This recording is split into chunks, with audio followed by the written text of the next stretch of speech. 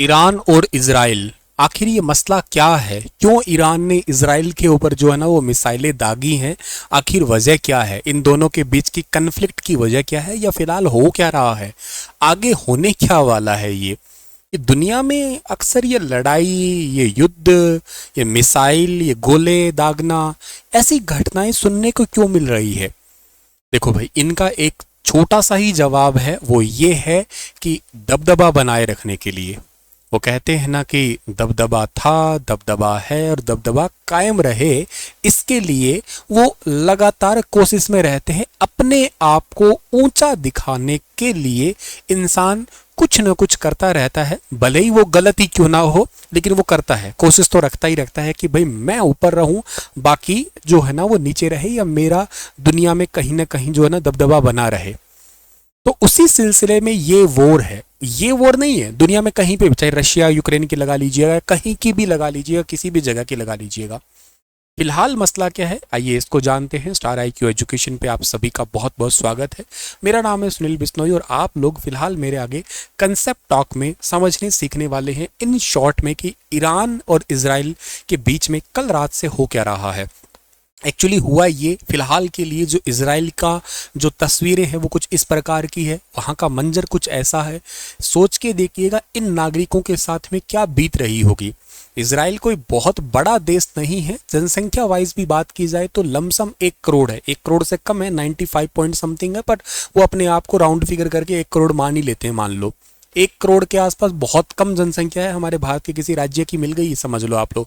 अकेला यूपी मान के चलो तो 20 करोड़ से ऊपर चला जा रहा है, तो बहुत कम जनसंख्या है। पर ये लोग फिलहाल के लिए अब अपने घर से बाहर निकल के और ये अपनी ज़िंदगी को यूँ समझ लेते हैं कि कोशिश कर रहे हैं कि ज़िंदगी बच जाए कैसे न कैसे करके।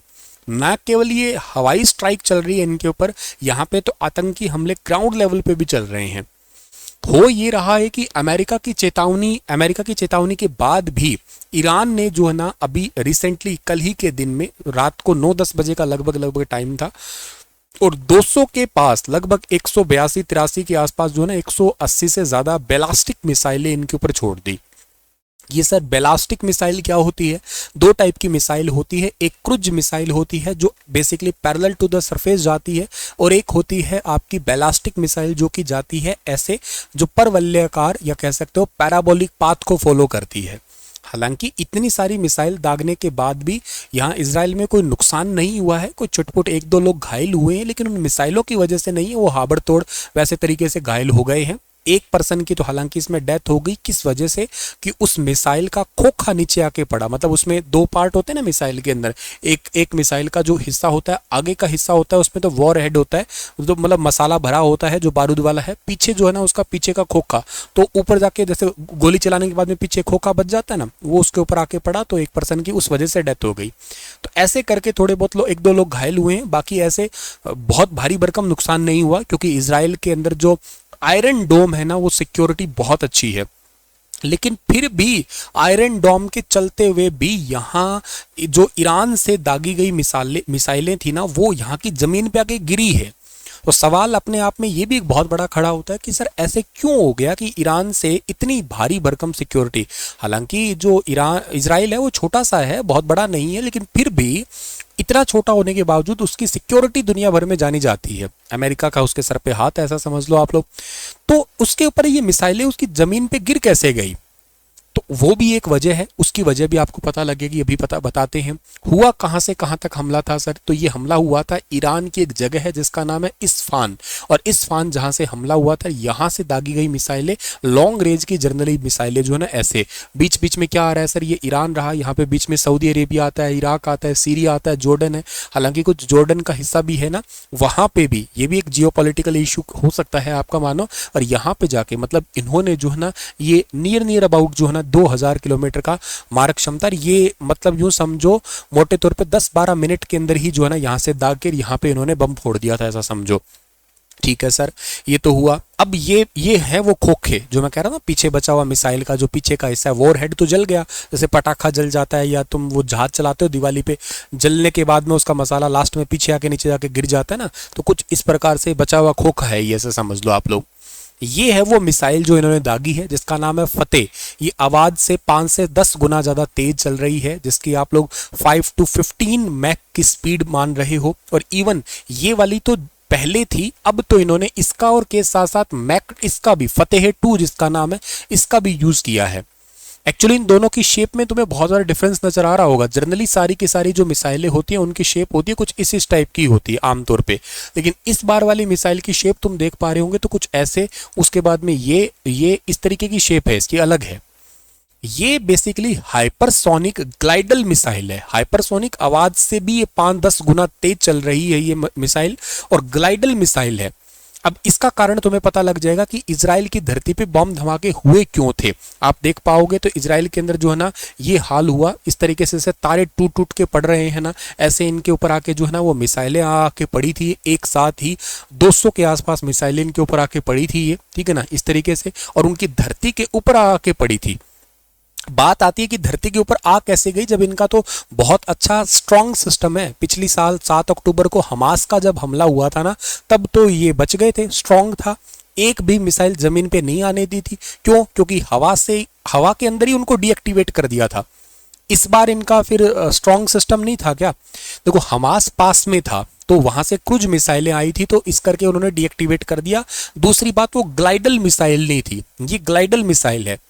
ये क्या होती है सर? यहां से इन्होंने दागी, चली। अब देखो पहले से जब मिसाइल चलने लग जाती है तो उसका पता लग जाता है कि ये इतनी देर में पहुंचेगी। जैसे फॉर एग्जांपल मैं आपके पास में आ रहा हूं, आपके घर आ रहा हूं, तो आपको मैंने कह दिया कि मैं आपके घर पे 30 मिनट में पहुंच जाऊंगा। आपके घर और मेरे घर के बीच में दूरी मान लेते हैं 30 मिनट्स की है, तो मैंने कहा 30 मिनट्स में आ जाऊंगा। आप मेरा वेट करोगे कि हाँ सर 30 मिनट में मेरे पास में पहुंचने वाले हैं, इट्स ओके। अब बात ये आती है कि 30 मिनट में मैं आपके पास पहुंच तो जाऊंगा, ठीक है, चल जाएगा, लेकिन अगर आप उसी इंतजार में हो कि मिसाइल आ रही है, 30 मिनट में पहुंचेगी, तब तक हम अपना काम कर लेते हैं, आप तैयार खड़े हो आगे उसको रोकने के लिए। ये मिसाइल क्या है, समय से जैसे चलती है तो बीच में ही एक्सेलरेट हो जाती है, मतलब स्पीड पकड़ जाती है। तो मतलब 30 मिनट का काम ये जो है ना 10 मिनट में कर देगी, पहले पहुंच जाएगी।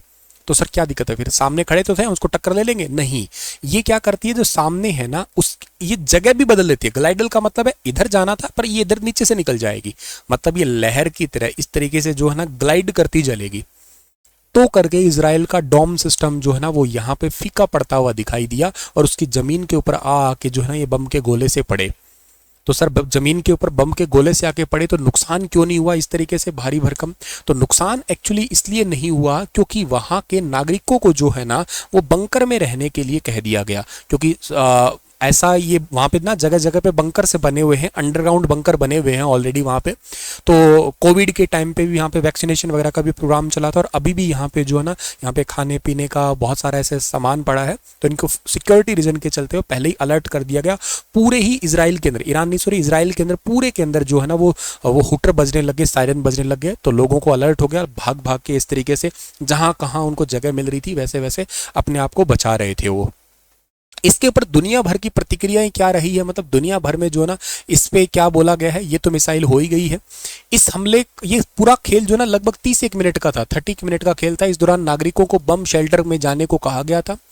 हमला हुआ क्यों था, वजह क्या थी? वजह ये थी कि ईरान ने कहा कि आपने हमारे नसरल्ला की जो है ना वो हत्या की है, और उसी के लिए हमने ये पहला बदला लिया है। मतलब हम और भी लेंगे, ये तो डेमो था ऐसा समझ के चलो।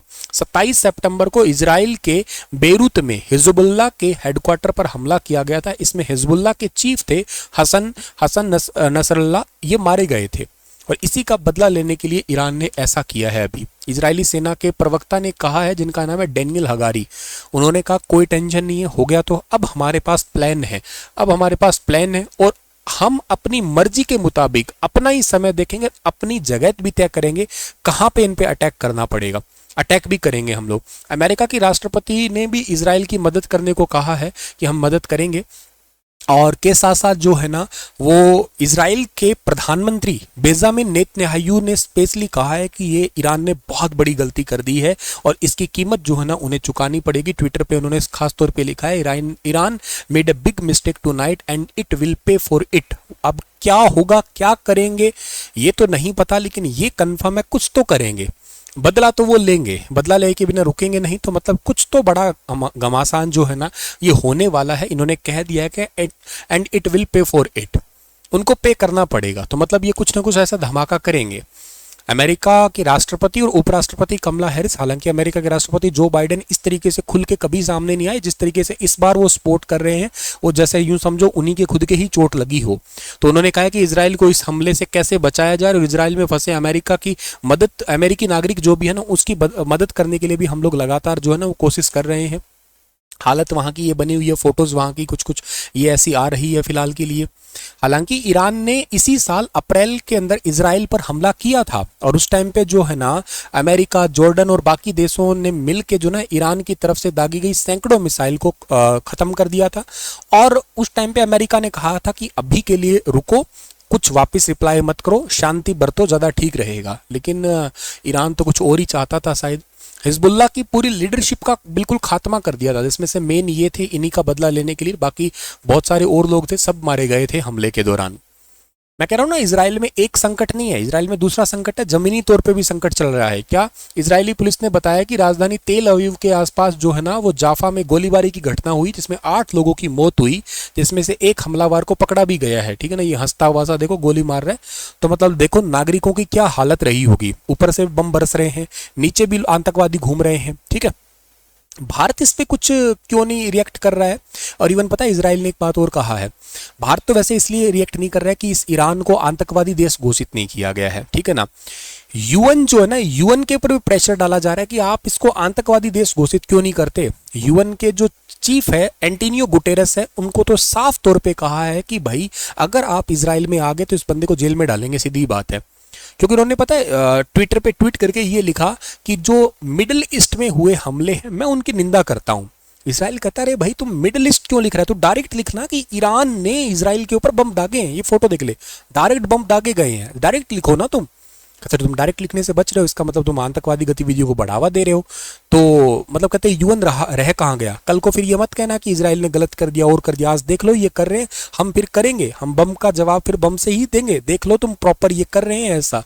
तो इन्होंने तो सडनली एकदम अचानक एकदम से बैन लगा दिया गया। दुनिया का शायद पहला ही देश होगा इजराइल जिसने यूएन के सेक्रेटरी या यूएन के चीफ एंटोनियो गुटेरेस पे बैन लगाया गया है। ये भी अपने आप में जो है ना एक बड़ी इंपॉर्टेंट सी चर्चा है या न्यूज़ है। भारत ने क्या कहा, भारत ने एडवाइजरी जारी कर दी है जो भी ईरान के अंदर बैठे हैं, इजराइल में बैठे हैं, कि भाई तुम्हारा थोड़ा ध्यान रखें, सावधानी बरतें। ठीक है ना, यात्रा से बचें। ऐसा नहीं है कि अब तुम ईरान की तरफ निकलो या अब तुम इजराइल की तरफ निकलो, वो ज़्यादा ठीक रहेगा। इजराइल और ईरान की मिलिट्री पावर में क्या डिफरेंस है? देखो दोनों की अगर सैनिकों की बात की जाए तो इजराइल के पास तो 6,70,000 है, लेकिन इनके पास तो 11,80,000 है। लेकिन डिफेंस बजट की बात करें तो 2 लाख करोड़ है इनका, इनका केवल 83,000 करोड़ है। टैंक इनके पास 1370 है, इनके पास 1996 है। नेवल फ्लीट की बात करते हैं तो 64 जहाज है इनके पास 101 है। एयरक्राफ्ट इनके पास 612 है, इनके पास 551 है। दोनों देशों का डिफेंस बजट 2023-24 का है, ग्लोबल फायर पावर जो इंडेक्स है उसमें दिखाया गया है। ये मत समझना कि इजराइल का ज़्यादा है कि ईरान का ज़्यादा है, ज़्यादा कम की बात ही नहीं है, यहाँ पे बैलेंस्ड ही है। क्योंकि अगर आप ज्योग्राफिकल एरिया की बात करते हो, ईरान बड़ा दिख रहा है तुम्हें, इजराइल छोटा दिख रहा है। और ये इजराइल स्ट्रॉन्ग बहुत है, इसका डिफेंस बहुत ज़्यादा स्ट्रॉन्ग है एक्चुअली। तो ये इस करके पंगे ले रहा है। अब एक चीज और हो सकती है, दुनिया में इफेक्ट क्या पड़ेगा इसका? इफेक्ट पड़ेगा तेल की कीमतों में पहली तो बात, क्योंकि ईरान जो है ना ये तेल के लिए भंडारों में माना जाता है और इसमें बड़ा इफेक्ट पड़ेगा। 3% तो अभी बढ़ गया, आने वाले टाइम में 5, 7, 10% भी बढ़ सकता है। तेल की कीमतों में आग लग जाएगी। जैसे यूक्रेन रशिया का युद्ध हुआ तो श्रीलंका जैसे देश तो बर्बाद होने कंगार पे आगे, सत्ता भी पलट दी गई थी। तो अब जैसे ही बहुत अच्छा है, वो सोच रहे हैं कि इसमें हमला करे कहाँ पे, कौन सी जगह पे, इतना बड़ा देश है तो वो सबसे पहले अटैक कर सकते हैं इसके तेल वाले पार्ट पे, पावर वाले पार्ट पे। और जैसे अटैक किया तो जहां ये एक ना होमरुज पास है, ठीक है ना, इस पास से इसको रोक, यहाँ से तेल आता जाता है, यहाँ ईरान रोक लगा देगा, यहाँ रोक लगा देगा तो लोग दबाव बढ़ाएंगे किसके ऊपर? इजराइल पे, कि तुम युद्ध बंद करो भाई। तो ये सर्कल सा चल जाएगा, ऐसा समझ लो आप लोग। तो इससे बहुत नुकसान होने वाला है अल्टीमेटली। इकोनॉमी मतलब मैं कह रहा हूँ बिगड़ के रह जाएगी सारी की सारी। ये युद्ध कोई अच्छी बात नहीं, कहीं मतलब कुछ ऐसे सोचते हैं कि चलो यार वहाँ हो रहा है तो हमें क्या है, डायरेक्ट हमारी जेब पे फर्क पड़ जाएगा। देख लेना, तेल की कीमतें एकदम से बढ़ जाएगी और बहुत सारी चीज़ों पे इफेक्ट पड़ जाएगा। तो ये होना अच्छी बात नहीं है। बाकी आपका क्या राय है इसके ऊपर आप कमेंट में बताइएगा। अब तक की अपडेट्स ये है, आगे कुछ और अपडेट होगी लेटेस्ट तो आपको मैं जरूर शेयर करूंगा। Thank you so much, stay happy, stay healthy और stay connected with star IQ education. Thank you so much dear.